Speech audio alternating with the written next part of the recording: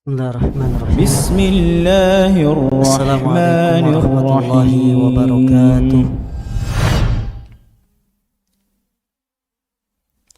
الرحيم Innal hamdalillah nahmaduhu wa nasta'inuhu wa nastaghfiruh wa na'udzu billahi min shururi anfusina wa min sayyiati a'malina.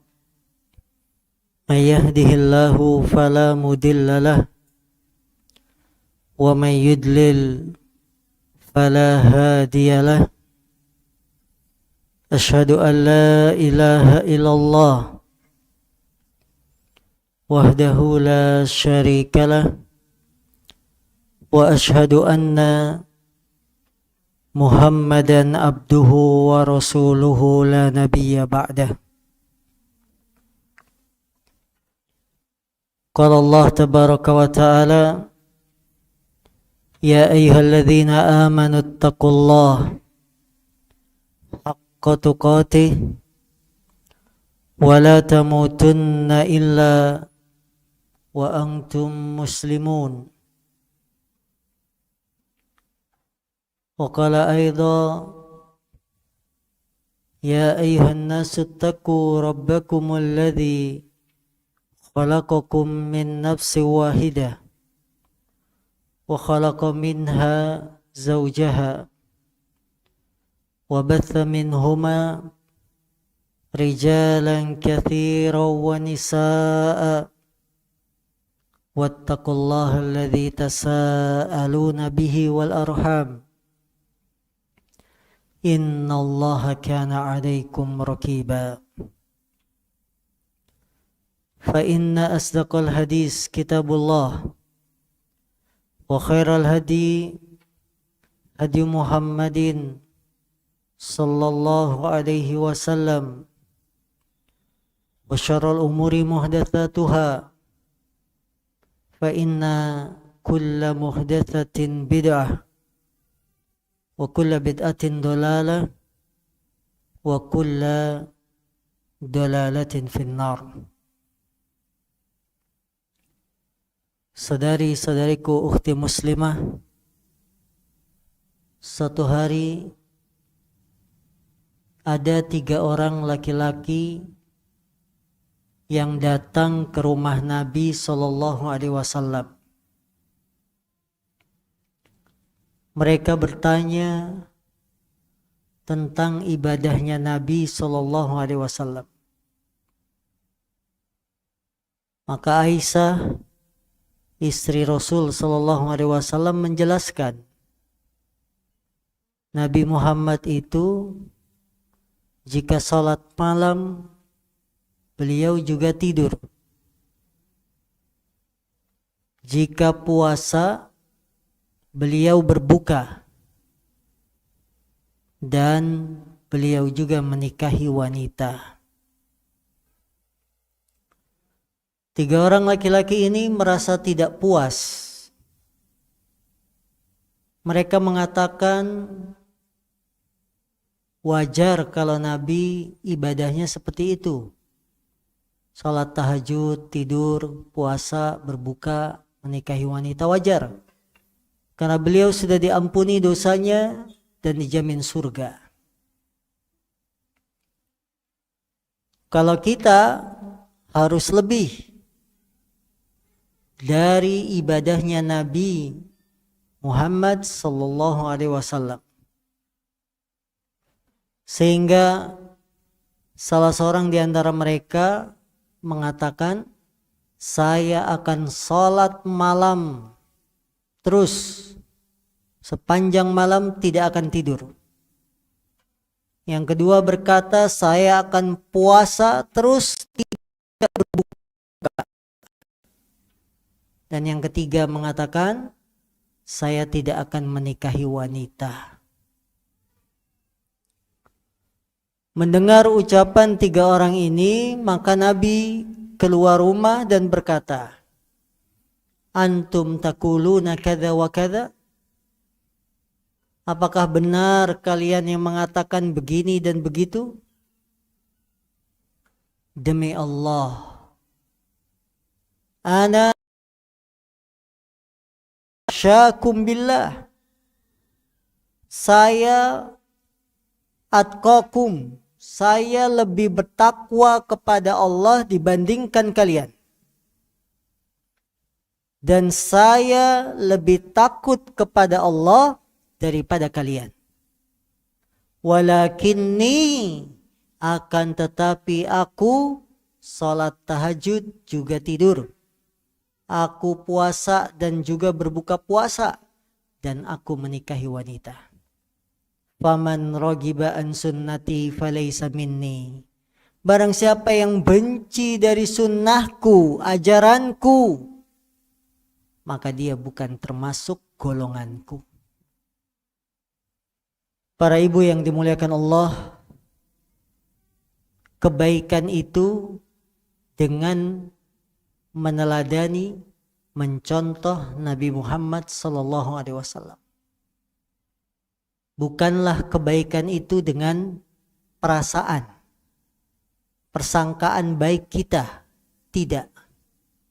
Tapi yang namanya kebaikan al-ittiba', meneladani Nabi SAW dalam perkara ibadah.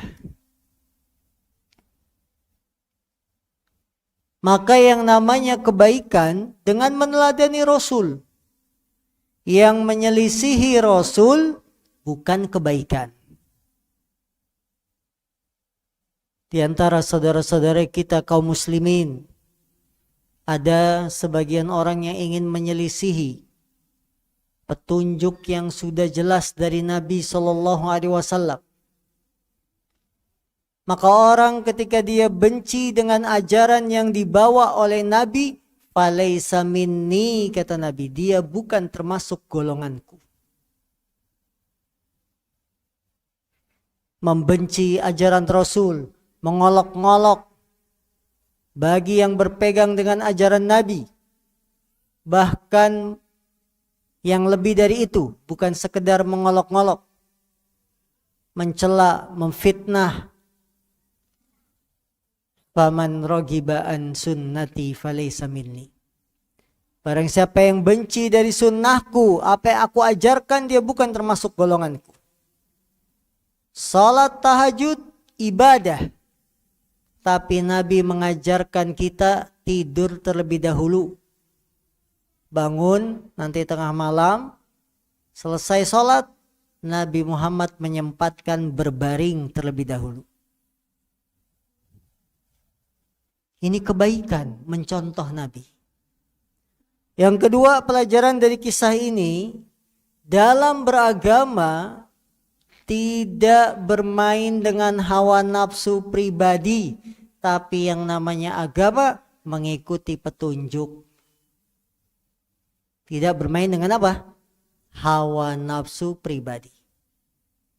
3 orang ini bermain dengan hawa nafsu, tidak bermain dengan dalil. Mereka memahami agama dengan hawa nafsunya sendiri. Kalau saya akan sholat malam tidak tidur, saya akan puasa terus tidak berbuka, saya tidak akan menikahi wanita. Ini namanya pendapat pribadi, pikiran pribadi. Agama tidak seperti itu. Beragama itu mengikuti petunjuk, bimbingan dari Allah, dari Nabi yang mulia sallallahu alaihi wasallam. Bukan bermain perasaan. Tadi pagi subuh kita sholat berapa rakaat? 2 rakaat. Boleh nggak ibu-ibu sholat subuhnya 4 rakaat? Ikhlas. Ikhlas. Pengen olah tubuh, olahraga. Ikhlas. Ikhlas bagus, tapi harus diiringi dengan cara yang dicontohkan. Tidak ada contohnya sholat subuh 4 rakaat walaupun dia ikhlas. Karena masalahnya masuk dalam wilayah ibadah. Sehingga saudari-saudariku, kalau kita beragama Jangan dengan hawa nafsu kita. Yang cocok diambil, yang tidak cocok dibuang. Ajaran agama pakai jilbab, oh cocok. Karena saya pakai jilbab kelihatan lebih anggun. Syariat agama melarang wanita keluar rumah pakai minyak wangi. Ah, tidak cocok. Tinggalkan. Tetap pakai jilbab, tapi dibubuhi minyak wangi. Ini namanya bermain agama, memahami, mengamalkan agama, dia bermainnya dengan hawa nafsu. Bukan dengan bimbingan aturan Allah dan Rasul. Jadi kalau beragama tidak bisa seenaknya sendiri. Harus ada aturan, dan itu aturan yang paling baik, yaitu dari Allah dan Rasul.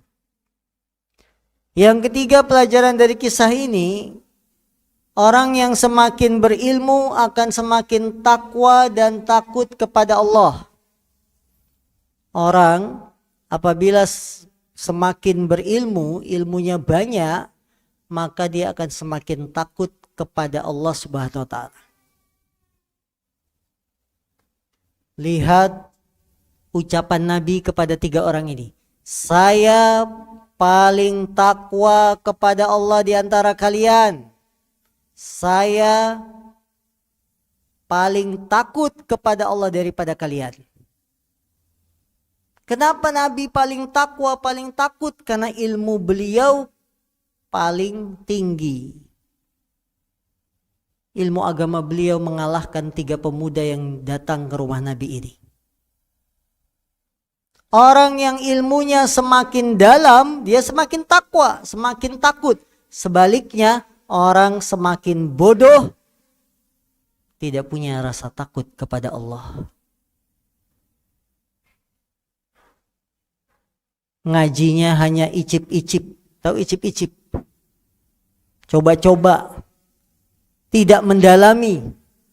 Maka orang yang semacam ini tidak akan tumbuh rasa takut kepada Allah. Inilah ukhti muslimah yang dimuliakan Allah. Kisah yang sangat menginspirasi.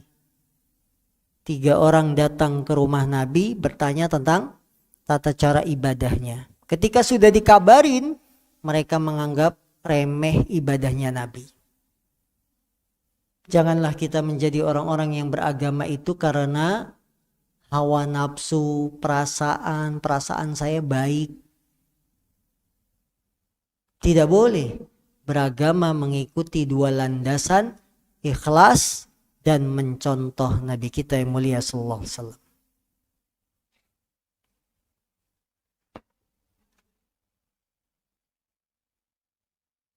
Halaman poin nomor 23, sumpah palsu.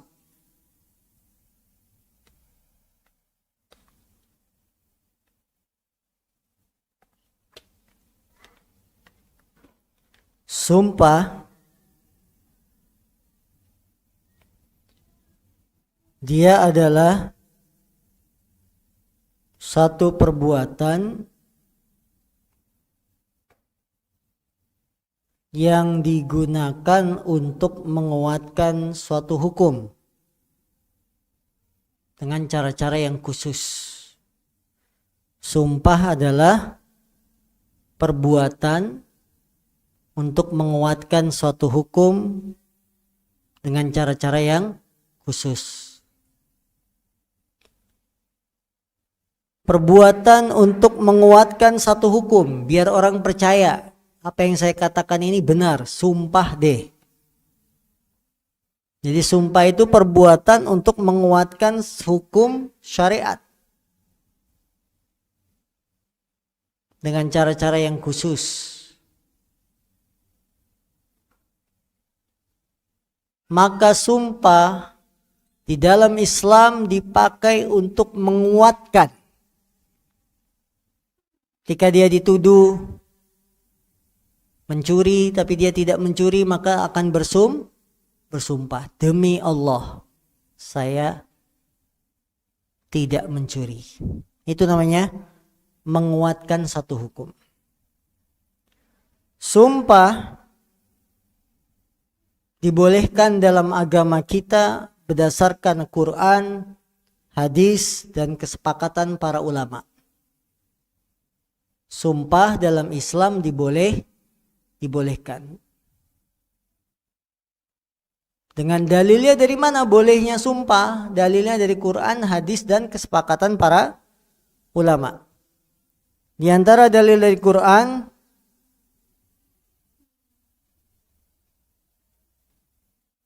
surat Al-Maidah ayat 89.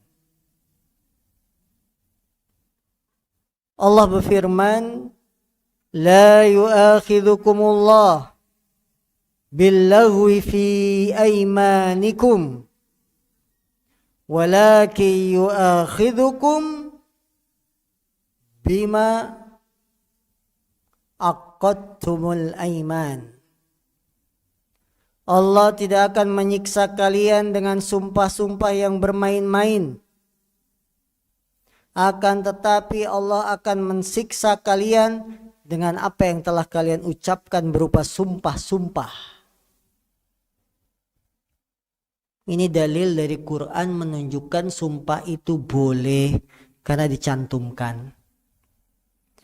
Dalil dari hadis Nabi sallallahu alaihi wasallam. Hadisnya riwayat Bukhari Muslim. Nabi kita yang mulia sallallahu alaihi wasallam beliau bersabda, "Inni wallah insyaallah la ahlifu ala yaminin fa ara ghairaha khaira minha illa anta alladhi huwa khairun wa tahallaltaha." Dalil dari hadis Nabi tentang bolehnya sumpah, sesungguhnya demi Allah, insya Allah, jika Allah berkehendak, tidaklah aku bersumpah dengan sebuah sumpah kemudian aku melihat selainnya lebih baik darinya, kecuali engkau boleh memilih kemudian mengganti membayar kafarat sumpah tersebut. Berarti ada penyebutan kata sumpah dalam hadis Nabi. Demikian pun para ulama sepakat sumpah itu boleh. Imam Ibnu Qudamah beliau mengatakan, wa ajmatil ummatu ala masyru'iyyatil yamini wa thubuti ahkamiha. Imam Ibnu Qudamah mengatakan para umat ulama telah sepakat bolehnya sumpah, disyariatkannya sumpah, dan hukum-hukumnya telah tetap. Ukhti muslimah yang dimuliakan Allah, berbicara tentang sumpah, maka sumpah itu ada 3 macam.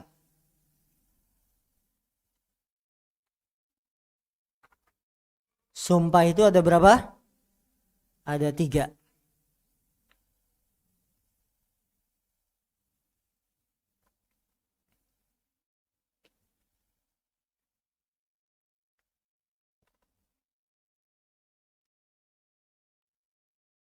Yang pertama, sumpah dalam perkara yang dia bisa jujur, akan tetapi dia menyelisihinya.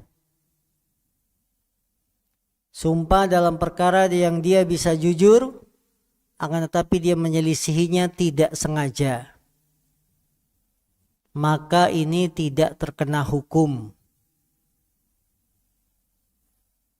Contohnya,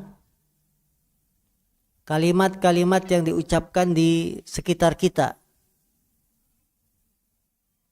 Sumpah, swear. Ini tidak ada hukumnya kalau menyelisih, karena kadang-kadang terucap begitu saja tanpa sadar. Kalau di Arab Saudi, la wallah. Wallah, ya. Ucapan ini sering diucapkan. Maka tidak ada dosa kalau kita menyelisihinya. Yang kedua, sumpah dalam perkara dan dia dusta mengetahui kedustaannya. Sumpah dalam satu perkara dan dia dusta mengetahui kedustaannya. Maka ini disebut al-yamin al-gomus. Sumpah palsu. Sumpah dalam perkara yang dia berbohong dan mengetahui kebohongannya.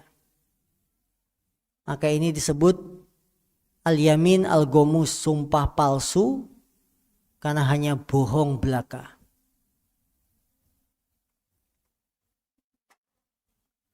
Nabi bersabda, minal kabair al-isyraku billah wa uququl walidain wa qatlun nafs wal yaminul gomus.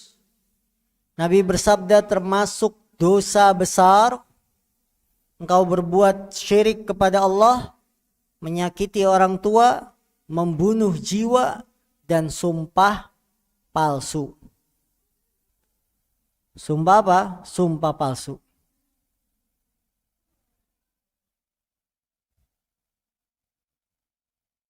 Jenis ketiga, sumpah untuk perkara yang akan datang. Sumpah untuk perkara dalam perkara yang akan datang. Maka sumpah ini harus dilaksanakan. Ada hukum-hukum khususnya. Sumpah-sumpah yang akan dilaksanakan di masa yang akan datang. Maka para ibu, sumpah itu ada 5 hukum. Hukum pertama, wajib.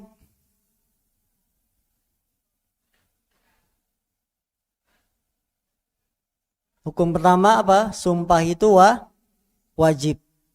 Contohnya sumpah untuk menyelamatkan jiwa seseorang. Sumpah untuk menyelamatkan jiwa seseorang. Ini wajib. Ketika ibu-ibu ditanya, lihat pencuri nggak di sini?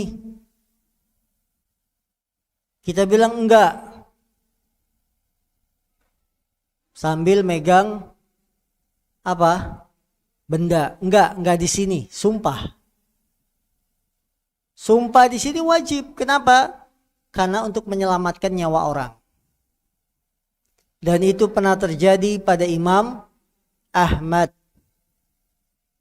Ketika salah satu muridnya bernama Al-Marudhi sedang belajar di hadapan Imam Ahmad dan murid-murid yang lain. Tiba-tiba datang, kalau sekarang polisi. Tiba-tiba datang polisi. Dia tanya, di majelis kamu ada Marudhi tidak? Karena dia bermasalah dengan pemerintah. Di majelis kamu ada Marudhi tidak? Imam Ahmad sambil memukulkan telapak tangannya. Ya. Wallahi laisa huna Marudhi. Demi Allah tidak ada di sini Marudhi, sambil lepok tangan. Maksudnya Marudhi nggak ada di telapak tangan saya. Adanya di depan majelis. Nah, polisinya langsung pergi. Ini sumpah untuk menyelamatkan orang, wajib.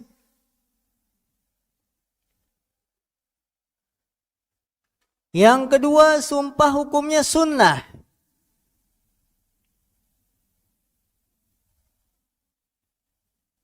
Contohnya sumpah untuk mendamaikan 2 orang yang berselisih. Sumpah untuk mendamaikan 2 orang yang berselisih. Ini sunnah. Kamu tahu nggak tadi si A lewat depan rumah kamu? Sumpah. Dia lagi musuhan. Emang ngapain lewat depan rumah saya? Kayaknya nyariin kamu, pengen baikan. Ya.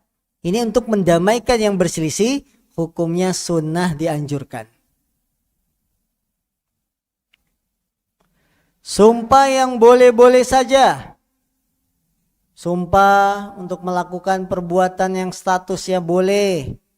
Atau meninggalkan satu perbuatan yang boleh. Maka tidak mengapa.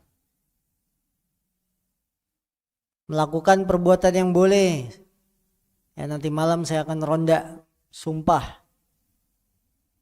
Tidak akan bangun. Tidak akan bangun. Ya. Ini namanya apa? Boleh, boleh saja. Yang keempat, sumpah itu hukumnya dibenci.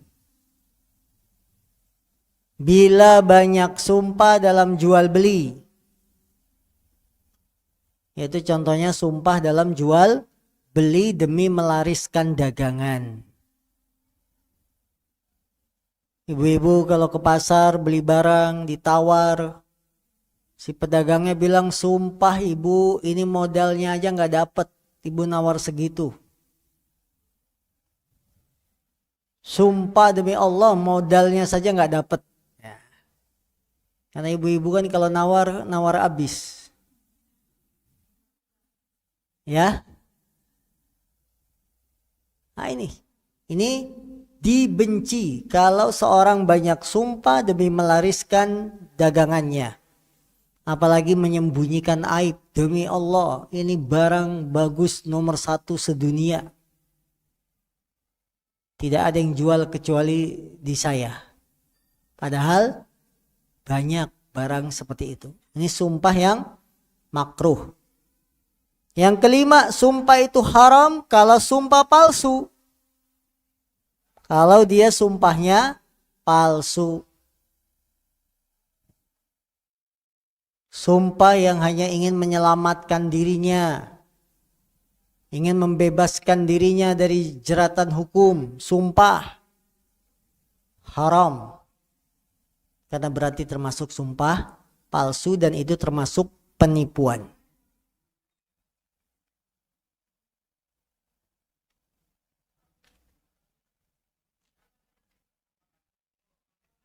Ini yang disebut dengan sumpah.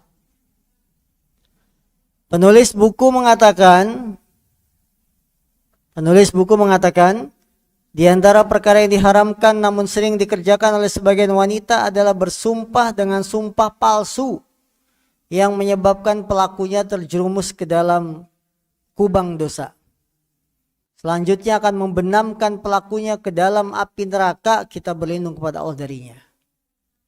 Nah, ini sumpah-sumpah palsu ini harus diingatkan. Jangan sampai sumpah palsu di dalamnya penipuan, pembohongan, dan seterusnya.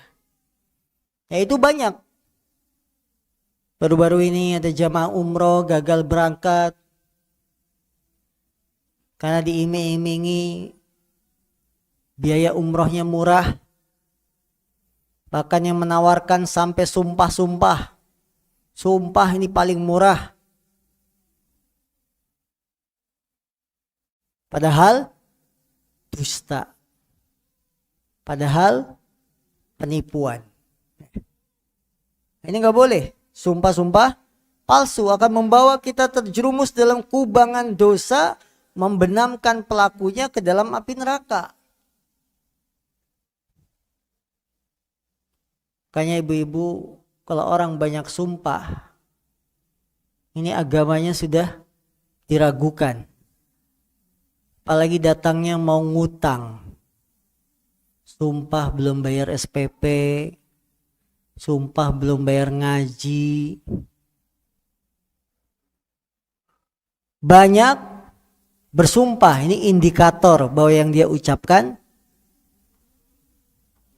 tidak jujur, menipu dan seterusnya.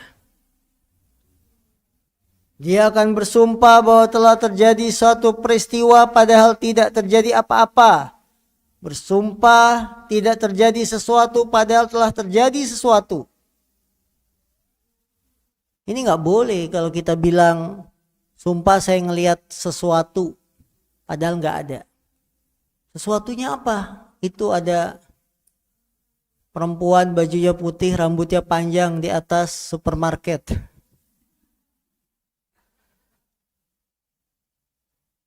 Padahal tidak ada apa-apa. Demi apa? Demi konten. Nggak boleh. Tidak bermain-main dengan sumpah. Apalagi orang yang berhutang. Orang yang berhutang itu akan banyak bohong dan banyak sumpah. Kenapa? Demi terkabulkannya permohonan hutang dia. Ya, orang yang hutang kan begitu.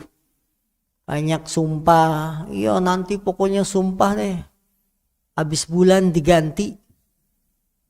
Ditagi bulan Desember, bilangnya Januari. Katanya habis bulan. Iya kan belum habis Desember.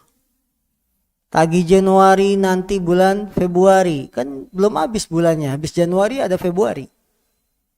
Nah ini orang-orang yang hanya bermain-main dengan sumpah. Dan itu tidak boleh. Bersumpah terjadi sesuatu padahal tidak terjadi. Maka ini perbuatan-perbuatan yang dilarang. Rasulullah SAW bersabda min akbaril kabair. Termasuk dosa yang paling besar al-isyraku billah. Berbuat syirik kepada Allah. Wa uququl walidain. Durhaka kepada orang tua. Wal yaminul gomus. Dan sumpah palsu. Al-gomus. Gomus itu diambil dari bahasa Arab yang artinya tenggelam. Sumpah al-yamin, sumpah. Al-gomus yang tenggelam. Maksudnya apa? Orang yang bersumpah palsu, dia sama saja menenggelamkan dirinya dalam dosa. Maka disebut al-yamin al-gomus. Orang yang menenggelamkan dirinya dalam dosa. Dalam pemalsuan, penipuan, dan seterusnya. Maka ukhti muslimah, berhati-hatilah ketika punya teman sering banyak bersumpah tapi banyak mengingkari. Karena ini termasuk perkara yang dilarang dalam agama kita. Rasulullah juga bersabda setiap amalan ketaatan kepada Allah yang disegerakan pahalanya dibandingkan menyambung tali silaturahim. Dan tidak ada amalan yang disegerakan adabnya dibandingkan bertindak zalim dan memutuskan tali silaturahim serta bersumpah dusta yang mengakibatkan rumah-rumah ditinggalkan dengan sumpah serapah pelakunya. Sumpah dusta merubah patok-patok tanah sampai sumpah-sumpah ini tanah saya, ini dusta, al-yaminul gomus. Sama saja dia bersumpah ingin menceburkan dirinya dalam dosa. Na'udzubillahi min dzalik. Maka ibu-ibu yang dimuliakan Allah, muslimah, jangan sekali-kali kita bohong kemudian malah kita bersumpah seolah-olah kita benar. Ini tidak boleh. Kemudian Rasulullah juga bersabda, man qatta'a rahima aw halafa ala yaminin fajiratin ra'a wabalahu qabla an yamut. Barang siapa yang memutuskan tali silaturahim atau bersumpah dengan sumpah dusta, maka dia akan ditimpa bencana sebelum datang kematiannya. Karena itu ibu-ibu yang dimuliakan Allah, sumpah itu bukan untuk main-main.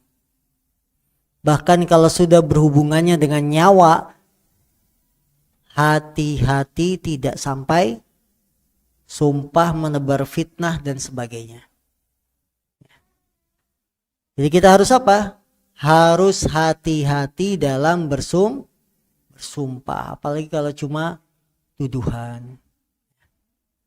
Islam menuduh orang berzina itu harus ada saksi 4 orang.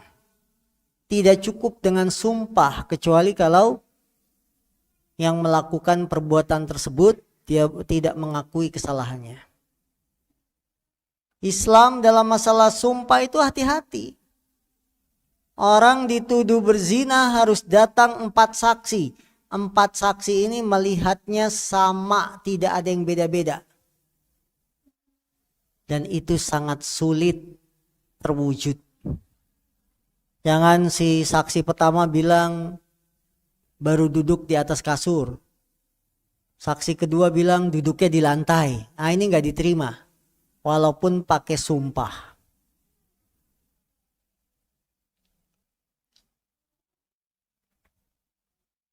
Ibu-ibu yang dimuliakan Allah Subhanahu wa taala, maka sumpah disyariatkan dalam agama kita, tapi jangan sampai disalahgunakan untuk kepentingan sendiri dan seterusnya yang justru jatuh dalam dosa. Poin kedua 4, tidak ridho dengan sumpah. Tidak ridho dengan sumpah. Artinya ibu-ibu, kalau kita melihat ada orang bersumpah, ibu-ibu terima, jangan malah settingan, bohong. Kamu cuma ingin meninggalkan hukuman kan, takut dihukum. Jangan begitu. Langsung percaya, termasuk sama anak. Anak kalau kita tanya, kamu benar nggak melakukan? Iya enggak, sumpah. Terima. Sikap tidak ridho dengan sumpah ini dilarang. Nabi SAW bersabda, la tahlifu bi abaikum, man halafa billahi falyasduqqa, wa man khulifa lahu billahi falyarda, wa man lam yarda billahi falaysa minallah. Jangan kalian bersumpah dengan nama bapak kalian. Barang siapa yang bersumpah dengan nama Allah, hendaknya dia berlaku jujur. Jadi kalau kita bersumpah dengan nama Allah, harus jujur. Hendaknya ridho. Barang siapa yang tidak ridho, maka bukan termasuk golongan orang-orang yang dekat dengan Allah. Jadi kalau suami anak sudah bilang sumpah, ibu-ibu ridho, terima. Jangan malah berpikir yang lain. Jangan malah kita punya praduga-praduga. Jadi harus ridho bila ada yang menyebut nama Allah untuk sumpah.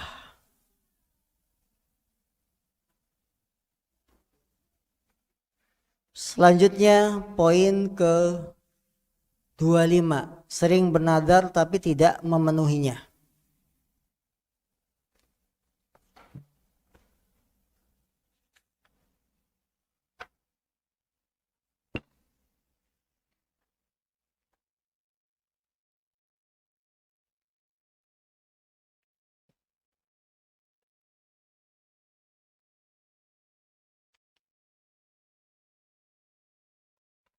Nazar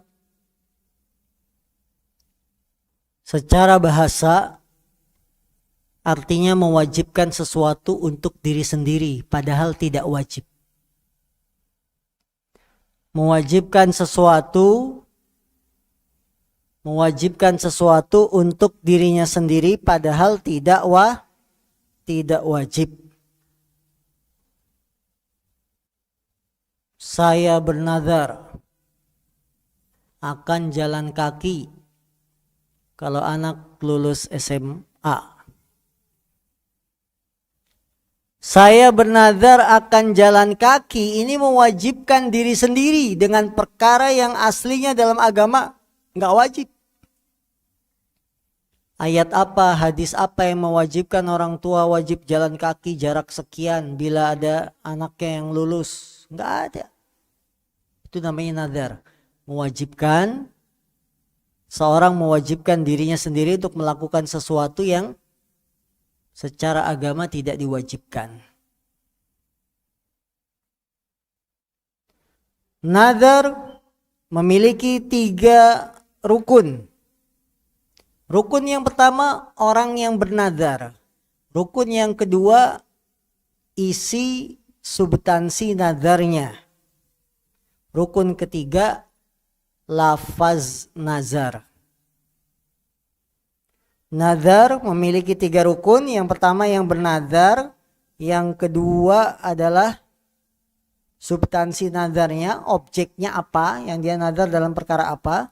Yang ketiga, rukun nadar adalah lafaz nazar. Kalimatnya apa? Yang pertama, orang yang bernadar. Orang yang bernadar itu harus syaratnya balik akil.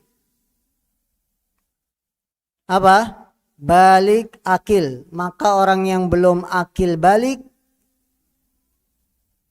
tidak boleh bernadar sampai dia akil balik. Maka nadarnya anak-anak kita di bawah usia SD, ya, di bawah usia SMP, belum akil balik, itu nggak diterima. Kenapa demikian? Karena nadar itu butuh akal yang waras, akal yang sehat, bisa berpikir untuk apa saya nadar dan seterusnya. Yang kedua, syarat orang yang bernadar itu harus muslim. Kalau dengar teman bernadar sementara dia non muslim, ini tidak berlaku. Jadi yang bernadar harus muslim. Karena akan terkena hukum-hukum Islam kalau dia muslim. Syarat ketiga bagi yang bernadar, atas kehendak diri sendiri, tidak dipaksa. Atas kehendak diri sendiri, tidak dipaksa.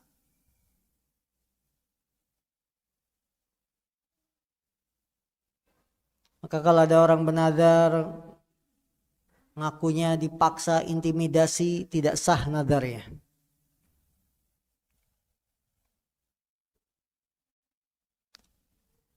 Pelajaran juga atau poin syarat berikutnya bagi yang bernadar, objek nazar bukan perkara yang wajib. Objek nazarnya bukan dalam perkara yang wajib. Kalau perkara itu wajib dia nazar, laksanakan. Tapi kalau perkaranya tidak wajib, maka tidak usah nazar.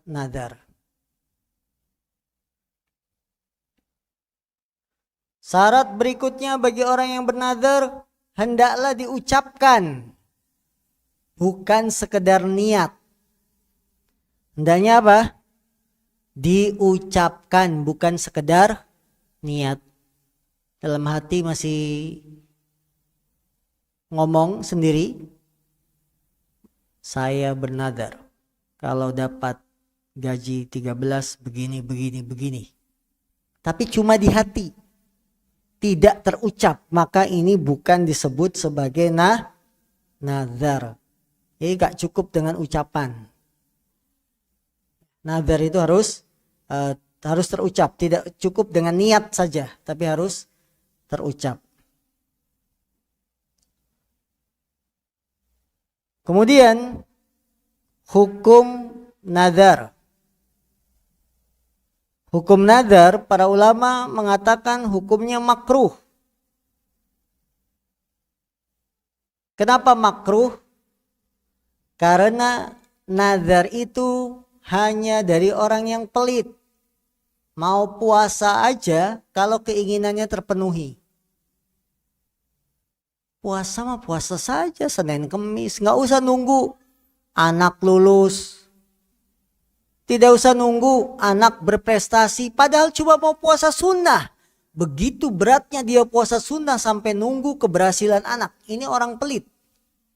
Maka hukum nazar itu dibenci, makruh. Orang yang rajin ibadah mau dapat pahala banyak, bila ada kesempatan dia lakukan ibadah itu.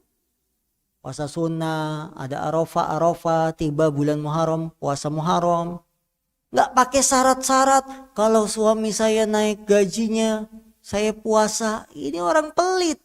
Mau puasa saja, keinginannya harus terkabulkan dulu. Kayak anak kecil. Orang pelit. Maka para ulama mengatakan hukum nazar itu makruh. Artinya makruh, kita memulai nazar makruh. Tapi kalau sudah sudah terlanjur nazar, ya sudah dilaksanakan dan dipenuhi nazarnya. Ya. Jadi hukum asal nazar dibenci karena tidak keluar kecuali dari orang pelit. Nah ini.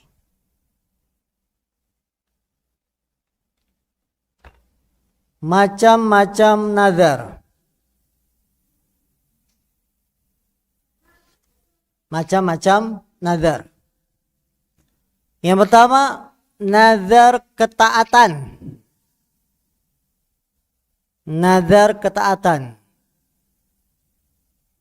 Yaitu bernazar untuk melakukan ketaatan bila mendapat nikmat ini, nikmat itu. Contohnya saya akan puasa sebulan jika anak saya sembuh dari penyakitnya. Maka nazar ketaatan wajib dilaksanakan. Nazar ketaatan wajib dilaksanakan.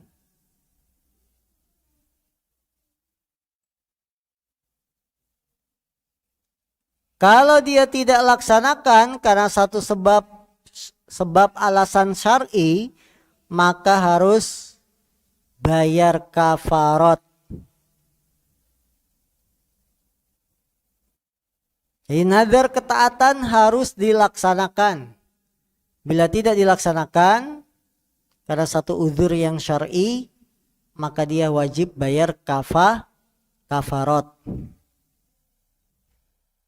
Karena Nabi bersabda, man nadhara nadhran la yutiku fakafaratuhu kafaratu yamin. Barang siapa yang nazar dengan sebuah nazar kemudian dia nggak mampu untuk melaksanakan, mentuntaskannya, maka kafaratnya adalah kafarat yamin. Dendanya denda seperti melanggar sumpah. Nazar ketaatan. Saya akan jalan kaki ke Masjid Nabawi. Taat tidak? Taat. Karena berjalan ke masjid ibadah. Tapi akhirnya dia nyesel, nggak mampu. Ya sudah, bayar kafarat atau denda.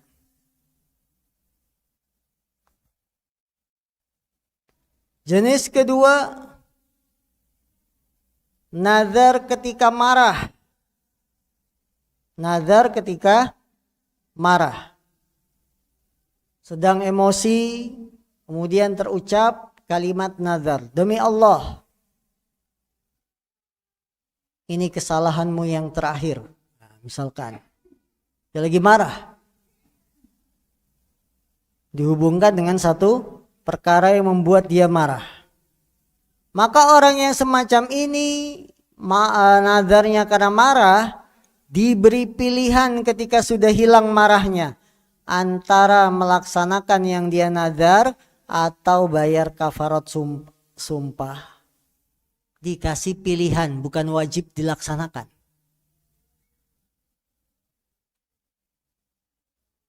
Apabila dia memilih melaksanakan, maka tidak ada kafarat. Tapi kalau dia memilih membatalkan, maka bayar kafarat. Ini untuk nazar ketika kondisi marah.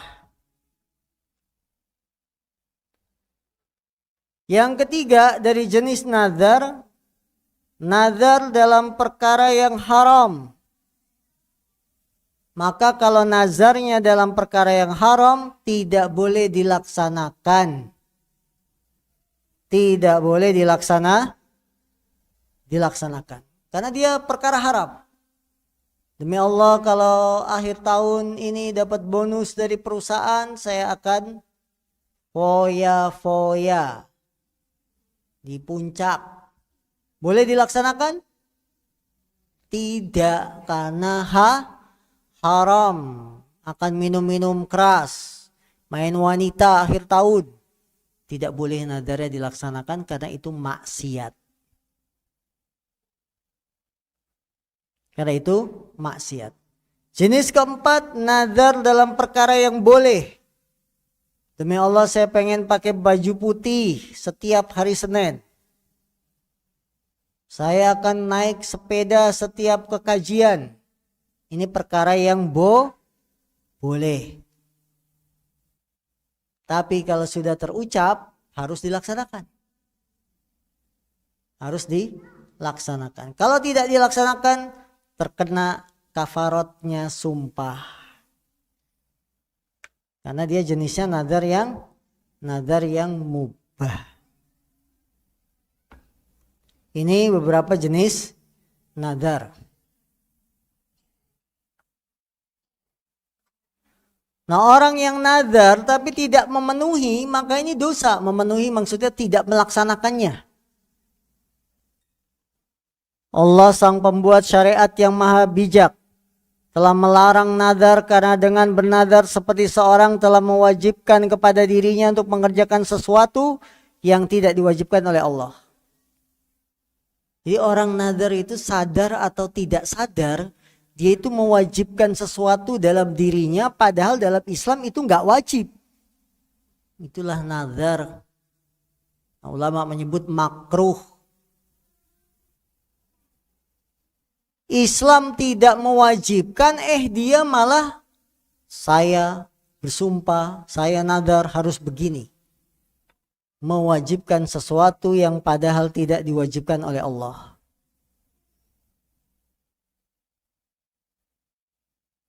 Orang yang nazar tidak memenuhi nazarnya, tidak melaksanakan nazarnya, maka dia dosa. Ya, sesuai dengan ayat Al-Quran, yufuna bin nadri wa yakhafuna yawman kana syarruhu mustatira. Mereka menunaikan nazar-nazar mereka dan mereka takut yauman, pada satu hari yang api azab mustatira, bertebaran. Yufuna bin nadri, mereka menunaikan nazar-nazar mereka. Jadi kalau sudah nazar jangan membatalkannya. Apalagi nazarnya sering. Saya tidak akan nikah kecuali hafal 30 juz. Ditunggu setahun 2 tahun gak hafal-hafal. Kira-kira dilanjutin apa dibatalin ibu-ibu? Batalin aja daripada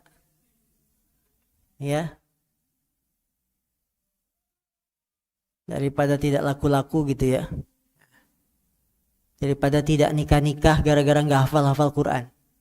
Makanya betul ulama bilang nazar itu dari orang pelit. Ya begini, pengen nikah aja harus janji hafal 30 juz.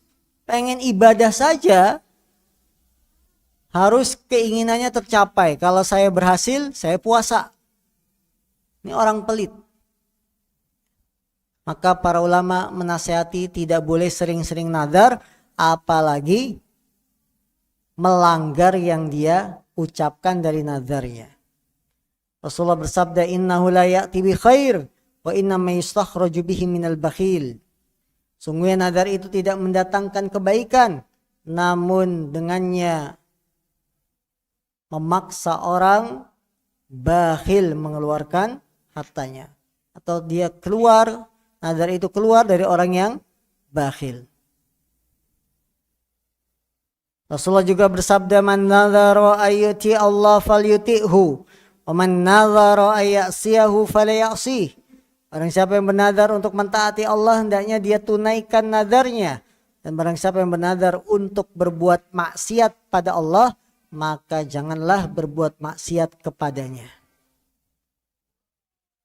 Nah, ketika orang tidak melakukan nazarnya, maka dia terkena kafarat denda sumpah. Apa kafarat denda sumpah? Perhatikan firman Allah SWT, surat At-Taubah ayat 75 sampai 77.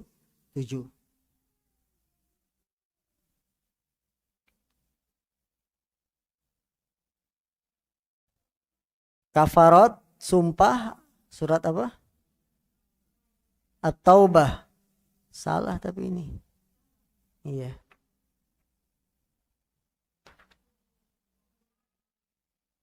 Coba dibuka Al-Qur'annya.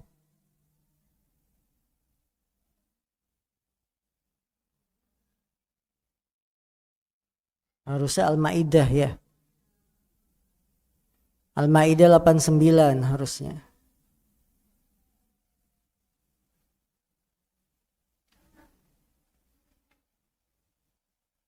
Bukan, kafarat sumpah itu surat Taubah, bukan.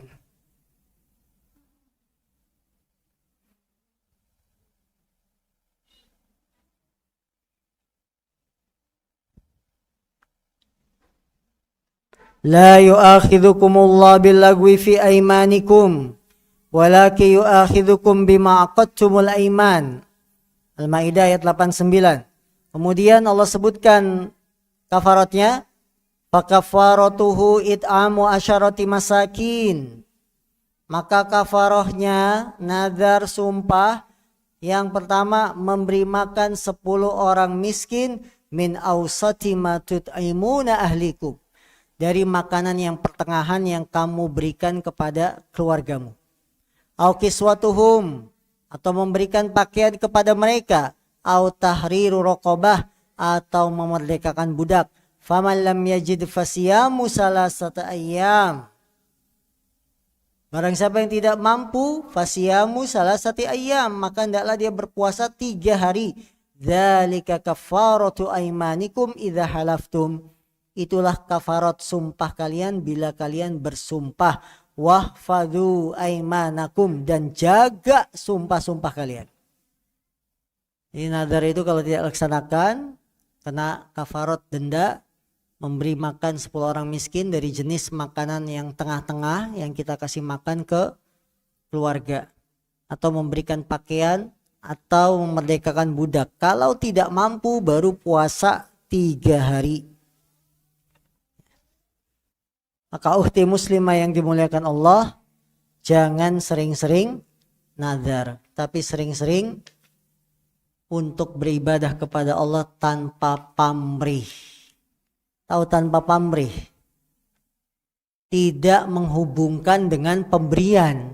Kalau diberi baru ibadah. Bernazar dulu, pengen sholat di Masjid Nabawi, ya, kalau bisa nanti begini, kalau lulus begini akan begini. Ini orang-orang yang pelit beribadahnya dengan pamrih, seolah-olah dia baru mau puasa kalau tujuannya tercapai, seolah-olah baru mau taat ibadah kalau cita-citanya dikabulkan. Maka saudari-saudaraku, wahfadhu aimanakum, jaga sumpah-sumpah kalian, jaga nazar-nazar kalian, dan tidak perlu kita memperbanyak nazar apalagi sampai menyelisihi dan tidak melaksanakan nazar tersebut. Ada pertanyaan sampai sini?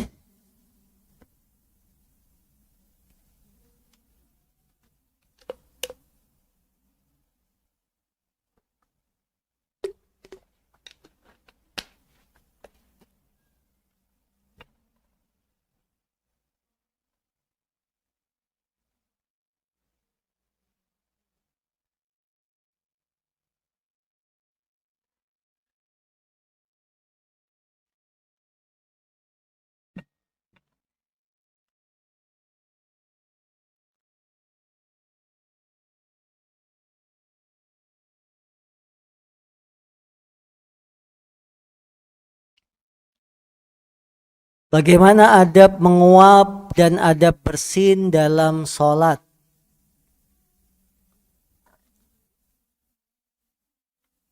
Orang yang bersin, kita bahas bersin dulu.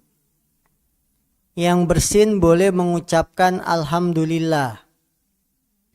Tapi yang mendengar, makmum yang lain yang mendengar, maka tidak boleh menjawab yarhamukallah.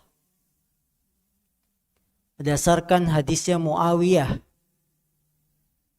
Suatu ketika Muawiyah bersin di tengah-tengah sholat. Ya, ada yang bersin, kemudian Muawiyah menjawab yarhamukallah.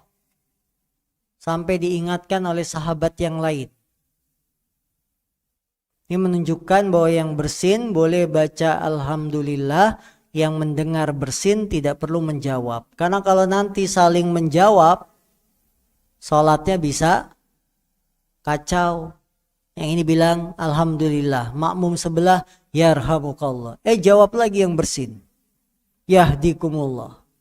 Padahal sholat itu tidak ada saling interaksi, komunikasi itu tidak ada. Adab menguap. Ketika menguap di dalam sholat, maka sebisa mungkin jangan bersuara, ditahan, ya, karena menguap itu dari setan, tanda badan kita butuh istirahat, indikasi badan kita butuh tidur, istirahat dan sebagainya. Maka jangan sampai terbuka lebar. Bagaimana adab belajar di kelas jika muridnya adalah akhwat sedangkan gurunya adalah ikhwan? Seperti kita sekarang. Ini kelas bukan? Ditutup dengan tirai. Kemudian pembacaan absen dari balik tirai. Mengajar tidak langsung berhadapan. Apalagi pelajarannya tahsin. Coba mulutnya dibuka. Allahu Akbar. Mau ngelihat penyok-penyoknya, makharijul hurufnya. Nggak boleh, bahaya. Bisa menimbulkan fitnah. Terlebih sudah dewasa, murid-murid akhwat perempuannya sudah dewasa. Tidak boleh. Karena belajar itu untuk kebaikan, menghilangkan kebodohan, maka jangan sampai dibumbui dengan dosa-dosa. Karena itu ibu-ibu, baik guru, ustadz itu laki-laki yang muda atau sudah tua, tetap jaga hati, jaga pergaulan. Jangan berhubungan, tukar nomor telepon, untuk saling chattingan di malam hari, jangan. Ya. Panitia kalau ada kebutuhan dengan ustadz, ya sesuai dengan kebutuhannya. Apa, mengingatkan jadwal, besok jadwalnya ustadz, ini flyernya, sudah. Ada pertanyaan masalah agama, silakan sebutuhnya. Ada kebutuhan apa, silakan sebutuhnya. Tapi tidak menggunakannya untuk hal-hal yang menjurus pada perbuatan dosa. Ini hati-hati. Jangan beralasan koordinasi kajian, tapi sampai tengah malam. Akhirnya pembicaraan yang sudah ngelantur. Tahu ngelantur? Ngalor ngidul. Ini jaga. Jangan sampai terjadi fitnah bila memang gurunya laki-laki, tidak ada guru wanita yang lain. Jadi kalau tahsin tajwid itu lebih baik sesama wanita. Jangan setor ke laki-laki. Jaga kehormatan kita sebagai wanita muslimah. Nah.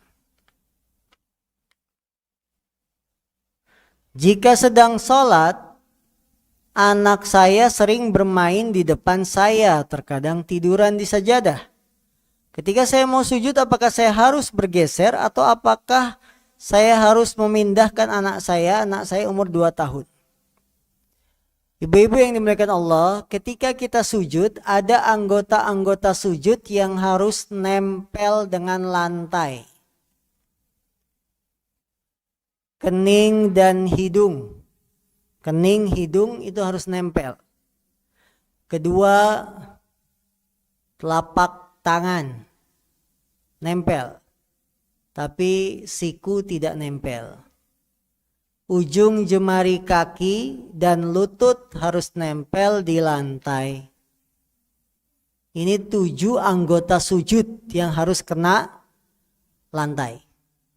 Nah, kalau ada anak kita tiduran di depan kita, sementara kita ingin sujud nempelkan kening dan hidung, apakah ini mengganggu atau tidak? Jika mengganggu sujud kita tidak bisa sempurna, maka ibu bergeser. Kalau membangunkan bagaimana? Membangunkan akan lebih lama. Terlebih lagi anak kecil 2 tahun. Ya, tidak bisa sekali bangun langsung pindah. 2 tahun itu kan masih kecil.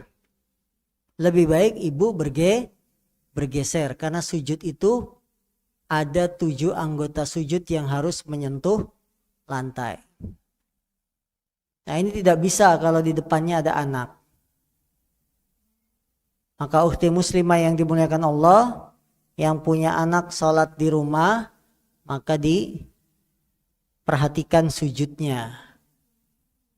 Atau sebelum kita sholat, anak-anak kita kasih pijakan. Kasih pijakan, ibu mau sholat, kalian tenang di sini main ya sama kakak, sehingga tidak mengganggu kita sholat. Nah.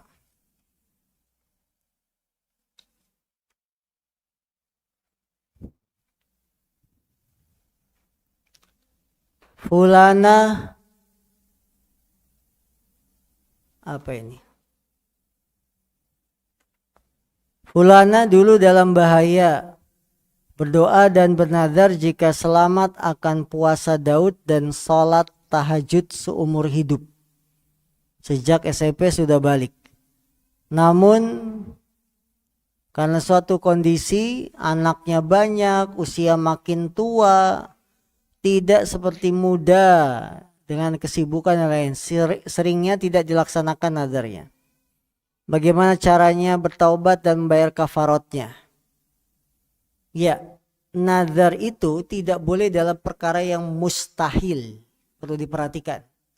Nazar tidak boleh dalam perkara yang mustahil. Ya Allah, saya bernazar kembali ke alam rahim. Bisa? Tidak bisa, mustahil kembali ke alam rahim. Nazar, saya bernazar akan terbang dengan kedua sayap. Tidak bisa, mustahil. Nah, sekarang puasa Daud, salat tahajud seumur hidup, mampu atau mustahil? Hah? Tidak mustahil, tapi berat. Betul? Betul. Karena manusia imannya turun naik.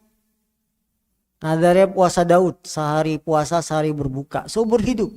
Ini berat. Apalagi lebaran kedua. Kan harus mulai itu, kalau sudah biasa puasa Daud, lebaran kedua harus mulai puasa. Tupat masih banyak, opor, nastar masih lengkap. Bisa tapi berat. Nah, kalau kita berat untuk melaksanakannya, maka Anda terkena denda atau kafaroh. Kafaratnya apa? Ngasih makan 10 orang miskin. Atau puasa 3 hari. Atau memerdekakan budak.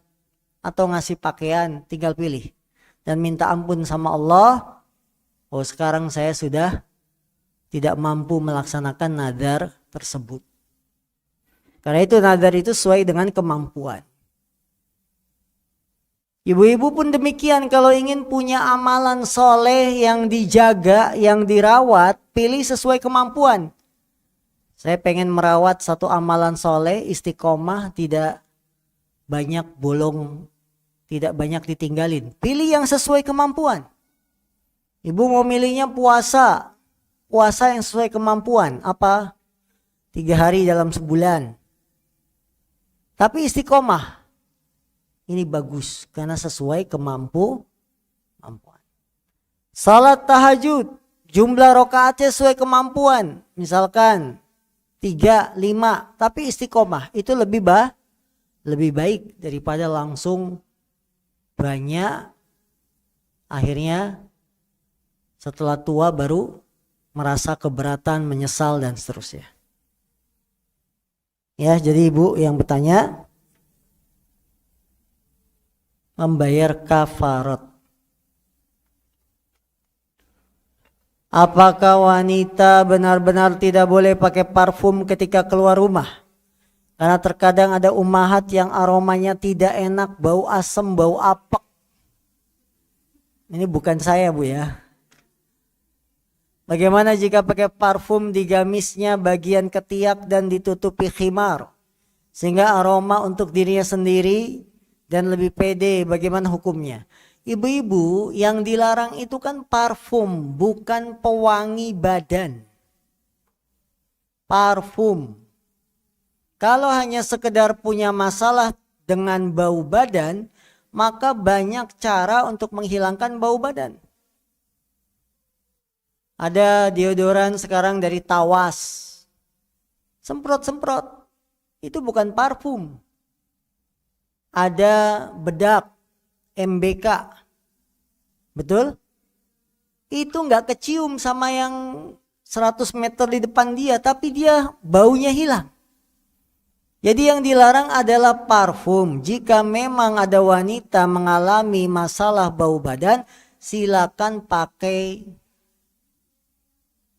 yang aromanya ringan, tidak menimbulkan baunya bisa dicium dari jarak 500 meter, ya 200 meter, banyak, itu mulai banyak dijual. Tawas-tawas deodoran cair itu banyak. Pakai parfum digamisnya, di bagian ketiak ditutup khimar, ini kurang jago ini. Harusnya di bagian ketiaknya bukan di luar. Ya, nah itu sudah banyak sarana-sarana seperti itu. Ibu-ibu pakai hand body boleh nggak? Boleh. Baju ibu-ibu dipakaikan ketika nyuci pewangi pakaian, boleh? Boleh. Tidak dilarang, karena yang dilarang itu parfum. Parfum wanita cirinya adalah yang kuat warnanya tapi aromanya lemah. Itu parfum wanita. Parfum laki-laki aromanya kuat tapi warnanya tidak kelihatan. Ya. Maka yang dilarang apa? Parfum minyak wangi, bukan pewangi. Kalau pewangi tidak ada masalah. Ibu-ibu pakai sabun. Sabun apa yang wangi? Mandi pakai sabun, kemudian kita pakai gamis keluar rumah. Boleh? Boleh. Walaupun sabunnya beraroma, karena itu namanya sabun, bukan parfum. Ya, dia namanya apa? Sabun, bukan parfum. Maka boleh, tidak dilarang. Boleh ibu-ibu pakai yang bisa menghilangkan bau badan, yang bisa bau asam, lepek. Ya, rambutnya dia misalkan lepek dan seterusnya, bisa pakai sampoan, itu tidak dilarang. Karena bahkan wanita itu dianjurkan untuk tampil cantik. Bagaimana jika dahulu pernah bersumpah palsu ketika masih SMA karena tidak tahu ilmunya, apakah harus tetap bayar kafarat, taubat kepada Allah? Kalau dia sumpah palsu, maka taubat kepada Allah, minta ampun. Saya dulu pernah bohong. Saya dulu pernah berdosa sampai sumpah-sumpah taubat kepada Allah.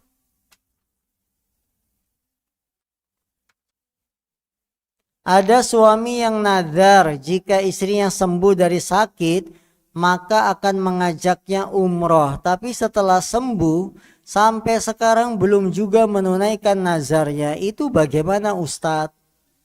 Suaminya diingatkan, Mas aku sudah sembuh. Nunggu apa? Ya, jadi ibunya yang ingatkan, barangkali dia lupa. Atau suaminya masih menganggap ibu masih sakit.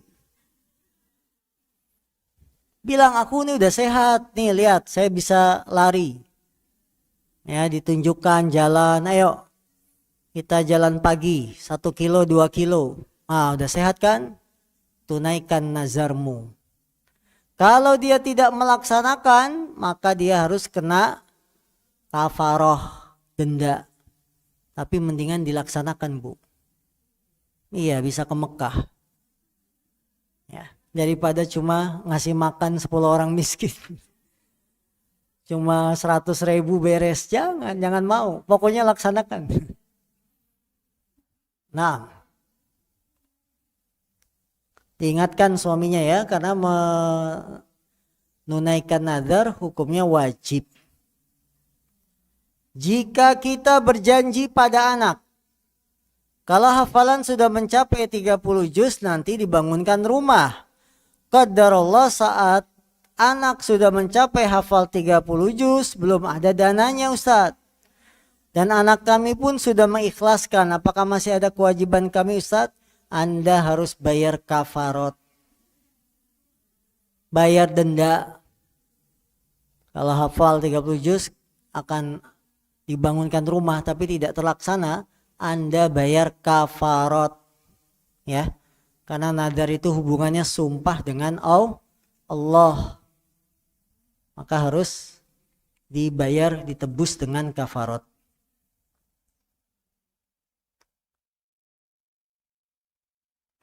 Apabila menikah di bulan Zulqa'dah boleh atau baik atau tidak? Semua bulan baik, tidak ada yang buruk. Mau bulan Muharram, Safar, ya, Muharram, Safar, Rabiul Awal, Rabiul Akhir, Jumadil Awal, Jumadil Akhir, Rajab, Sa'ban, Ramadan, Syawal, semuanya baik, Zulqa'dah, Zulhijjah. Tapi kalau Ramadan hati-hati. Ya kan? Karena sedang berpuasa. Apalagi pengantin baru, bisa terkena nanti kafarot jika batal di siang hari bulan Ramadan karena berhubungan suami istri. Jadi kalau Ramadan lebih baik nikahnya sebelum Ramadan. Agar Ramadan ada yang membangunkan kita sahur. Jadi semua bulan itu baik, boleh. Ada yang mengatakan nikah di bulan Syawal itu sunnah. Ini tidak tepat. Kenapa tidak tepat? Nabi kebetulan nikahnya bulan Syawal. Tidak semua istri Nabi dinikahi oleh Nabi bulan Syawal semua, enggak. Ada yang dinikahi pulang perang selain Syawal. Ini menunjukkan kebetulan Nabi menikah bulan Syawal dengan Aisyah bukan berarti itu sunnah. Buktinya istri-istri yang lain dinikahi oleh Nabi bukan bulan Syawal. Ya, jadi semua bulan itu baik untuk dilangsungkan akad nikah, tidak pilih-pilih. Tradisi orang Jawa tidak berani menikahkan putrinya di bulan Muharram, bulan Asyura, karena takut sial. Ini tidak boleh. Semua bulan itu baik dan bagus. Kalau kita katakan bulan Muharram, bulan Syuro itu sial, berarti kita mencela pencipta waktu, yaitu Allah. Saya pernah berniat MGK. Apa itu? Hampir nazar ingin hajikan orang tua, namun beliau wafat. Sedangkan saya insya Allah Panggilan berhaji pada 2026. Masya Allah, semoga dimudahkan. Apa yang harus saya lakukan agar orang tua saya bisa sampai kepada predikat haji keduanya? Saya pernah berniat mungkin, ini MGK itu mungkin hampir nazar. Orang tua yang sudah pernah haji, dia tidak ada kewajiban untuk melaksanakan haji kedua. Karena haji yang wajib itu adalah haji yang pertama. Itu pun kalau mampu. Kalau mampu, haji laksanakan. Itu yang wajib haji pertama. Jika tidak mampu haji, maka tidak ada kewajiban. Begitupun kalau dia sudah haji, kemudian ingin haji kedua, ini juga tidak wajib. Hanya sunnah saja. Sehingga ibu nanti ketika berangkat haji 2026, tidak usah menggantikan hajinya orang tua. Ibu sendiri dulu haji, karena ibu belum haji. Orang yang belum haji tidak boleh menggantikan orang lain untuk haji. Bagaimana mungkin dia menggantikan haji orang lain sementara dirinya belum haji? Apa yang kita lakukan buat orang tua kita? Perbanyak amal soleh di Mekah, di Madinah, perbanyak tawaf. Yang pahalanya bisa sampai kepada kedua orang tua kita. Ya. Tidak perlu untuk kita niatkan untuk kedua orang tua haji kita sementara kita sendiri belum haji. Ya, jangan. Ini. Jadi perbanyak apa? Amal soleh, tawaf yang akan mengalir pahalanya kepada orang tua kita. Hukum mengikat rambut seperti apa yang masuk kategori bentuknya seperti punuk unta? Apakah sah apabila sholat dan mengikat rambut dan terlihat menonjol di kepala pada saat memakai mukena? Tidak mengapa mengikat rambut ya dengan bentuk tonjolan seperti itu. Lebih baik memang dilepas, tapi ketika terpaksa diikat tidak membatalkan sholat. Tidak membatalkan sholat. Karena sholat itu syarat dan rukunnya menutup aurat. Selama aurat tertutup, rambutnya tidak keluar-keluar, ya, tidak keluar banyak, maka sholatnya sah. Sebatas apa perempuan istri ibu di dalam keluar rumah? Bolehkah keluar tiap hari untuk belajar? Bila wanita ingin keluar rumah, maka ada beberapa hal yang perlu diperhatikan. Yang pertama, tidak melalaikan hak-hak suami. Jadi wanita ingin keluar rumah baik belajar, ketemu teman, jangan sampai melalaikan hak suami. Apalagi hak anak, ya.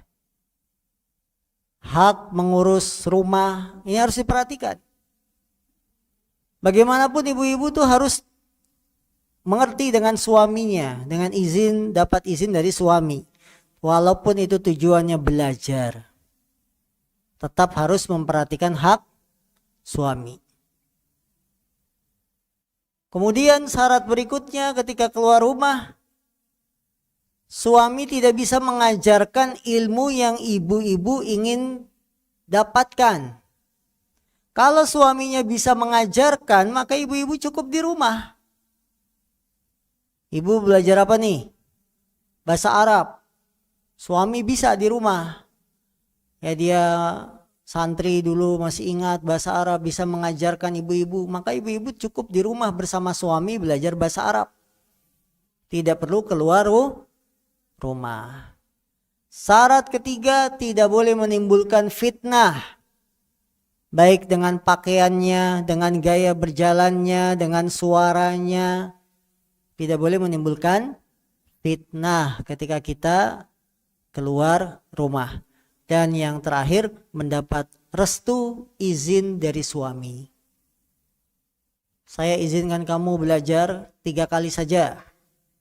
Ya, dalam sepekan. Ya udah nurut ibu-ibu 3 kali saja. Jangan ego ingin tiap hari keluar. Ini nanti akan ada perselisihan.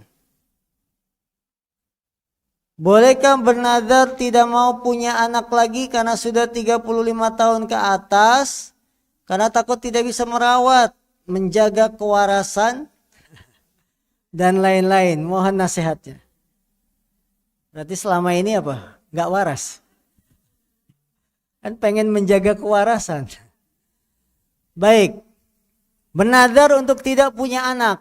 Ini namanya nazar yang haram, maksiat. Kenapa?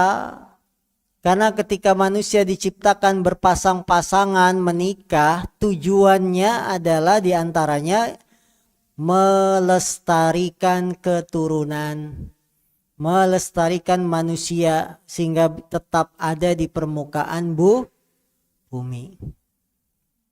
Orang yang tidak mau punya anak itu dia sudah menutup pintu harapan, menutup pintu cita-cita.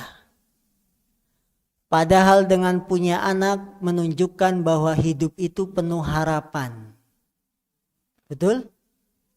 Punya anak menunjukkan hidup itu penuh dengan harapan. Harapan dengan anak kita jadi ini, jadi itu. Ketika kita tidak mau punya anak, berarti ibu sudah tidak punya harapan.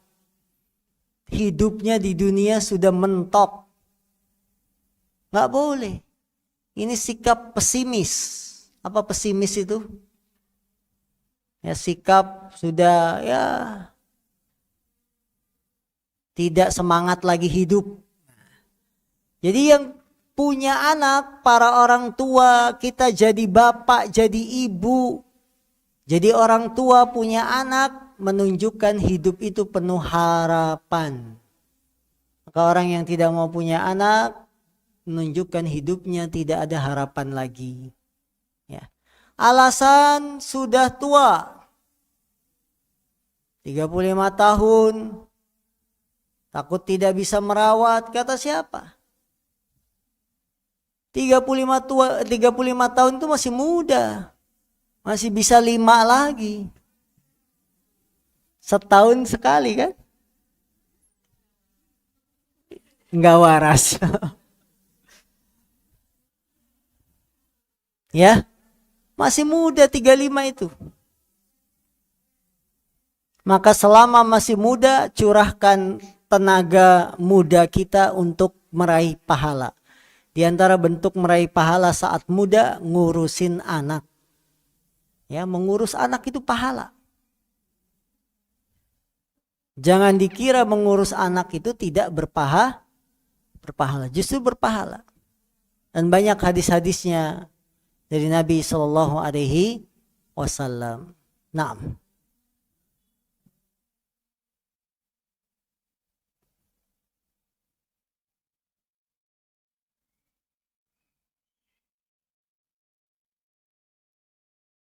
Jika sholat menggunakan masker bagaimana Ustadz? Sebaiknya dilepaskah? Iya, dilepas. Tidak boleh sholat menutupi wajah.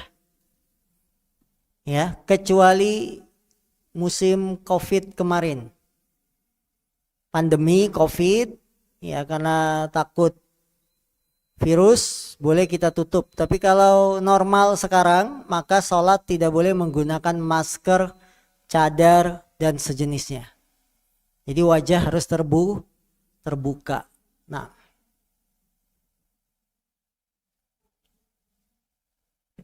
cukup ibu-ibu? Ada lagi yang lain? Masih ada?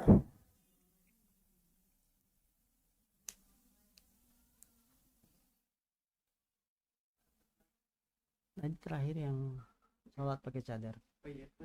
6. Oh ada.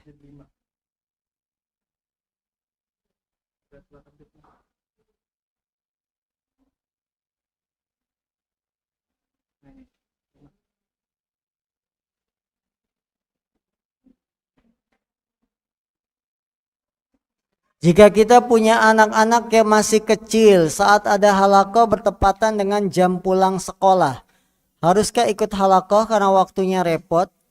Atau tunggu waktu kita luang seperti sehari Sabtu Ahad ketika anak-anak tidak sekolah, dan untuk halaqah atau belajar talaqi via Zoom, apakah mempengaruhi giroh kita dalam menuntut ilmu? Ibu-ibu yang dimuliakan Allah, Sebaik-baik kita adalah yang bisa menempatkan waktu sesuai dengan peruntukannya. Pilihlah majlis-majlis taklim, halaqah yang tidak bentrok dengan hak suami, hak anak. Pilih waktu-waktu yang luang, walaupun tidak harus hari Sabtu Ahad, tapi pilih waktu-waktu yang luang. Hari aktif, Senin, dari pagi jam 7 sampai jam 9, cukup 2 jam, bukan waktunya jemput anak sekolah. Jadi cari majelisnya yang memang waktunya itu kosong. Kita kan biasanya pagi, hari aktif banyak kosong, habis beres-beres, jam 8 berangkat sampai jam 10, itu kan bukan waktu jemput anak. Pilih yang tidak menabrak hak anak, tidak menabrak hak suami. Jadi wanita boleh menuntut ilmu, boleh semangat. Tapi harus pintar membagi waktunya. Bagaimana dengan ikut halaqahnya melalui Zoom? Berguru langsung di depan gurunya, kalau itu perempuan, maka lebih baik. Kita datang ke majelis, duduk di depan guru, itu lebih baik daripada sekedar di depan laptop. Karena apa yang kita pelajari dari seorang guru bukan semata-mata pelajaran, tapi ada akhlak, ada kepribadian yang dia tampilkan. Nah, ini. Kita tidak melarang belajar dengan aplikasi online seperti itu, boleh. Apalagi kemarin musim COVID, kita matanya terbuka semua untuk belajar online, boleh.